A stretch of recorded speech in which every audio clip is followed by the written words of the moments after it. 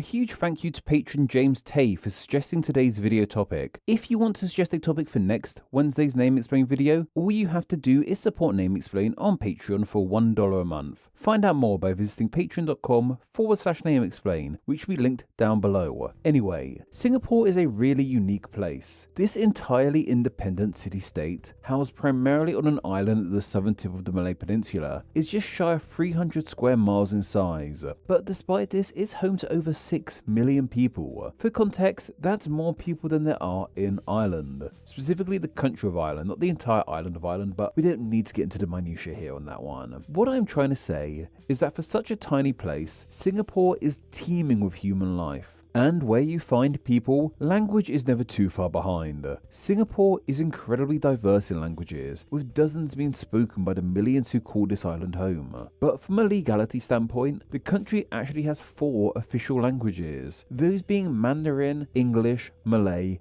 and Tamil. Of course, Mandarin, English and Tamil are languages with their homes in other parts of the world. They arrived in Singapore through language migrations and trade routes of the past. British trading posts were established on the island in the early 19th century, and after that, the island became a bustling hub of commerce and trade. This resulted in English finding a home there, as well as Mandarin thanks to a huge amount of trade with China, and Tamil too due to trade with South India. The language of Malay, meanwhile, is seen as the island's indigenous tongue. This makes sense as the island is found on the southern tip of the Malay Peninsula and shares a border with Malaysia. This is why Malay has a special status in Singapore as the country's national language, meaning it gets special protections and such. Yet despite Malay being seen as the national tongue, not many people use it day to day. Seemingly the most spoken official language of Singapore is English, followed by Mandarin, then Malay, and finally Tamil. From what I can gather, pretty much everyone who lives there has some understanding of English. It's become that commonplace in the country.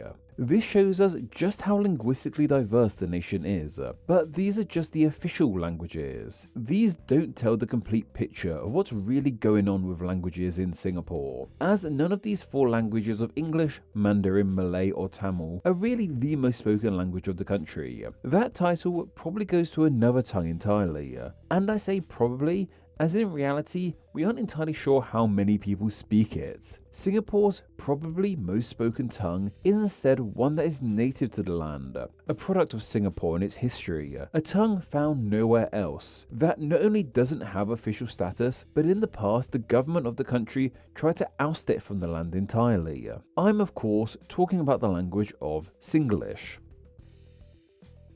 Singlish is a Creole tongue which came into being on the island. It's ultimately considered a Creole of the English language, hence why its name is a simple portmanteau of Singapore and English. This is a variety of English meanwhile which has been influenced by a variety of other tongues that have made themselves at home in Singapore. That of course includes Malay, Mandarin and Tamil, but also other tongues like other forms of the Chinese language. Singlish would have emerged when English traders and colonizers started to appear on the island, as the English traders and native Malay speakers wouldn't have been able to understand one another. Elements of each language would have been spliced together to make a basic means of communication. Then as more languages arrived on the island, they too became incorporated into Singlish. Singlish would have started life as a pidgin language. A pidgin is an incredibly simple form of communication between speakers of different languages, and eventually evolved into a Creole. Creoles are like pidgins, but are far more developed with consistent rules and grammars, and like many other languages can be passed down generations and such. This means that Singlish is incredibly unique in the way it is spoken, and despite having roots in English, it can be incredibly hard for an English speaker like myself to decipher. For example, I found the Singlish translation of the phrase, "Hey, when we date, we always eat at the coffee shop." In Singlish, this is de, woman paktor always akan ad kopetimian. Only 2 words in that sentence will be clear to an English monoglot like myself. Always and at. All the other words featured come from Tamil, Malay, and various Chinese languages. This shows us just how far Singlish has come from its origins as a broken form of English. Of course, this is just one example of a single phrase. The language is full of unique features, from the way it is spoken, like all of its syllables having an equal length, to words that are formed in the language.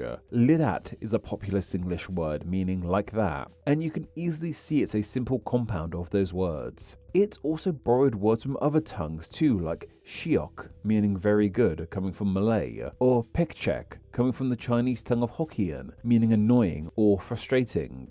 Then we have the Singlish la. This is seen as the definitive feature of Singlish, and one article described it as a verbal equivalent of an emoji. It can be used at the end of sentences with different inflections to mean different things. For example, kan la simply means yes, while kan le means yes of course. I'm sure the Singlish la could really have a video unto itself, and it seems to be a source of pride in the nation.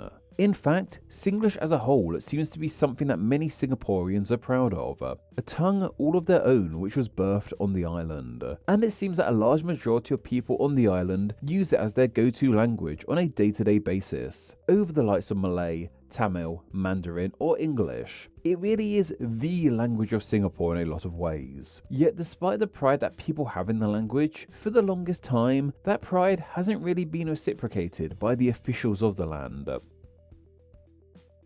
Singlish has always been in an odd place in the eyes of Singaporean authorities. Despite how widely used the tongue is, it lacks a lot of things other tongues have, like its lexicon isn't compiled together in any meaningful way beyond some light-hearted dictionaries, and even its spelling isn't standardized. And of course, as mentioned, Singlish is a Creole, and Creoles are languages which often get looked down upon and are often seen as not proper languages, which, for the record, isn't true at all. A Creole like Singlish is just as much a language as something like English or Mandarin is. But despite this, the authorities in the land didn't like the idea of Singapore's most spoken language being a Creole with no standardized spelling. When Singapore gained independence in the 1960s, they wanted to present themselves as a serious nation to the world, and they felt that all their residents speaking Singlish made them look primitive on the global stage. This all set in motion a long path to try and rid the country of Singlish and get everyone speaking a quote-unquote proper language. And of course, a great way to remove a language is in schools, where many of us learn to speak properly. After the Second World War, and around the time Singapore gained independence, universal free education was granted to kids. Part of this education system included teaching languages. Languages were taught on a basis of English plus a mother tongue. What this meant is that all students would be taught English, but would also be taught a second language, one that relates to the origins of their family. This is in relation to the fact that a large majority of Singapore's residents have origins from outside the island. So these kids would have been taught English as well as say Tamil, Malay or Mandarin. This was done in an attempt to give the country some kind of linguistic cohesion, to make sure everyone could speak English, which by this point was seen as the world's lingua franca, but also so kids could still speak the language of their family too. Of course, another reason this was done was in an attempt to stamp out Singlish at the root. The problem, however, is that it was in schools that Singlish became incredibly popular. The kids at these schools came from all different backgrounds, so Singlish became a key way in which they communicated with one another. This not only made communication between these kids easier, but it also would have made Singlish seem like this cool secret language of sorts they could speak with their teachers and parents not being all that clued in on. Kids love having secret things of some kind which is just for them, and in many cases that can be in a form of a language.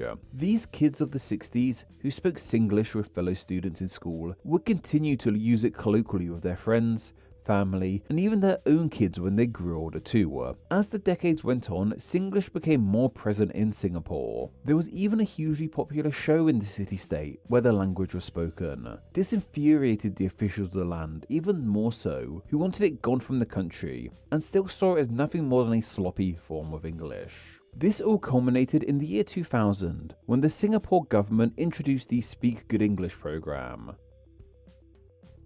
This was introduced to try and flat out eradicate Singlish from the country and instead replace it with what they called proper English. Singapore Prime Minister at the time, Goh Chok Tong, said on the matter that if they, the younger generation, speak Singlish when they can speak good English, they are doing a disservice to Singapore, which all leans into the idea that using Singlish instead of English makes the country look bad on the global stage. This program aimed to teach the nation how to speak proper English and involved things like plays and comic books released in English being handed out, all of that attempting to move people away from Singlish. The Speak Good English campaign is actually still going on to this day, and some of the things their country has done during this range from well thought out to a little bit odder. This range from free English lessons for parents and kids, to encouraging citizens to place sticky notes over signs featuring Singlish, and even handing out coffee mugs featuring tips on speaking supposedly proper English. Yet despite all the efforts the Speak Good English campaign has put out, you'll still hear Singlish as the go-to tongue for many people in the country.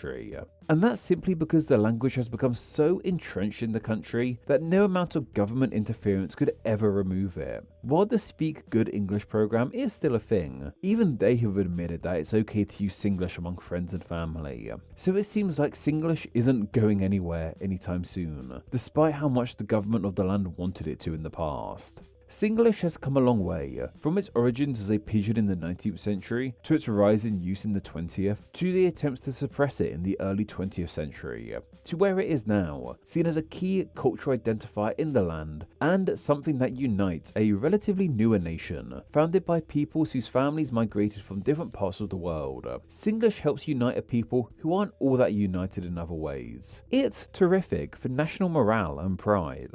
What kind of dumb government would want to take that away from people? Maybe they could even go a step further. Why not give Singlish official status in the land? Or maybe create an official dictionary for the tongue? And even unify the spelling while you're at it. These are all things Singapore could do to help give the country a truly unique identity on the world stage, like they wanted with the use of proper English. But that's all me hypothesizing, however. For now, I just imagine Singlish will remain in that weird limbo place as being the unofficial, official language of Singapore.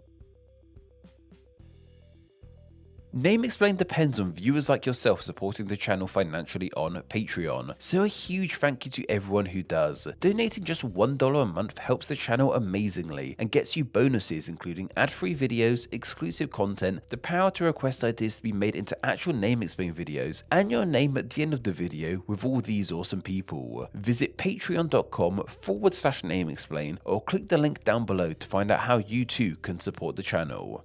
Thank you.